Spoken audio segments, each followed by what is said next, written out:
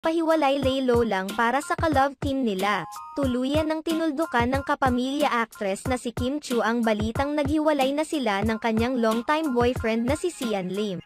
Hanggang ngayon ay kumakalat pa rin sa social media ang mga usap-usapang naghiwalay na umano sina Kim Chiu at Sian Lim.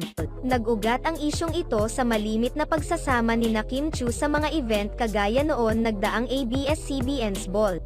Hindi na rin nakikita ang dalawa na nagkakasama sa mga bakasyon. Napansin din ng mga netizens na hindi na nila like ni Kim Chiu at Sian ang kanika-nilang mga social media post. Samantala, tila binasag na ni Kim Chiu ang isyong hiwalayan nila ni Sian Lim.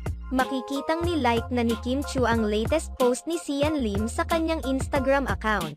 Bagamat hindi naman ito nag-iwan ng komento, naniniwala ang mga Kimchi fans na indikasyon ang pag-like ni Kim Chiu na maayos pa rin ang kanilang relasyon.